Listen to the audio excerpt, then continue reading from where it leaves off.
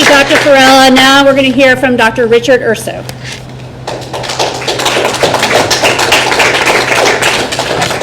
Great. Thank you, Dr. Bowden. Thank you for all of you. Thanks for everyone here. We appreciate you all listening in. Just going to put some context to this. COVID-19 has been a big tragedy from the beginning. All right.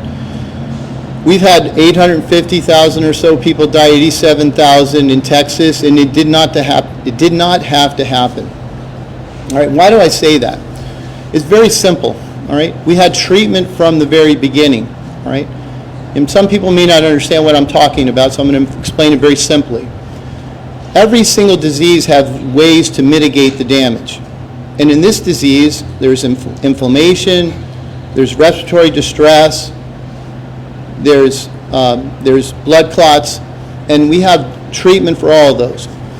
We also have biologically plausible mechanisms to attack the virus.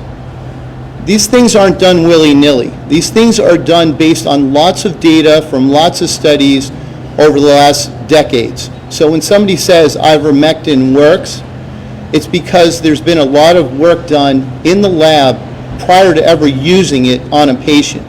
It's the same thing with the other medications. But at the very least, can you imagine not trying to stop inflammation until you get in the hospital? That makes zero sense.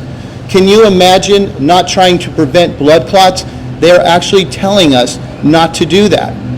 And that makes no sense. We have drugs for asthma and other respiratory disorders, and those drugs we are being told not to use those drugs. There's randomized controlled trials showing those drugs actually work, and we still have our FDA, our NIH, telling us not to use those drugs.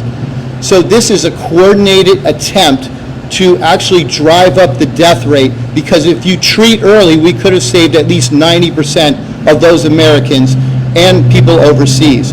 That's the first thing you need to realize. We had treatment, we had many things we could have done, and the death rate was up because we neglected early treatment.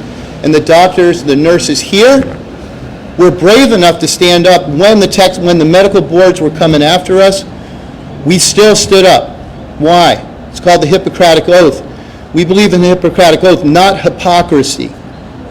That what you're hearing on the news, the FDA, the management that's occurred, is hypocrisy. There's treatment for everything, all right? A one-size-fits-all approach is absurd. To say everybody needs a vaccine if you're 85-5, how does that make any sense? That's never happened in history. Can you imagine they're telling people with natural immunity that they need to have a vaccine, a jab, all right? We have 150 studies showing that natural immunity is superior. So they tried to come up with a term called super immunity, which is somewhere right next to Superman. That doesn't exist. They want you to get natural immunity plus a vaccine. And what's happened is, because of this attempt to create the vaccine in every single person, we now have the most deadly vaccine rollout in the entire history of the last 3 decades. Add them all together, this is more deadly. Somebody needs to account for this, all right? So instead of the Texas Medical Board taking a lead and the Texas Medical Association taking a lead, they decided to follow. They decided to follow the lame ducks at the CDC, the NIH, and the FDA. And so it's up to us in Texas, here in Texas, to put a stop to it. Senator Bob's done a great job. He's called them out.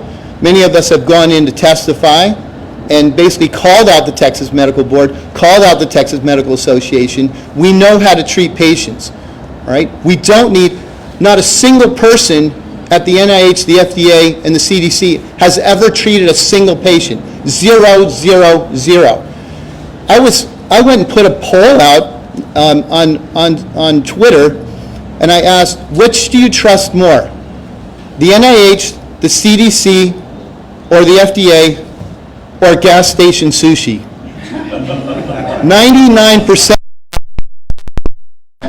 over the FDA, the NIH, and the CDC, and that's 7,000 votes. That's how many people don't trust our current system, all right? So we're out here speaking out reluctantly. We never imagined us being here talking about this. We're all people that went through medical school, did extremely well, by the way, most of us that are speaking out, okay? And for that, we're getting ridiculed, we're getting our licenses potentially taken away, and we're here to fight back because we're not going to let patients die. We're not going to let this happen. And as you heard a couple say, we're here in Texas. We've got Senator Bob. We've got other senators that are helping us, and we're just going to keep going and do the right thing.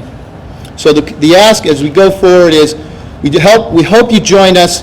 We hope you support us, and we can right the ship. Thank you.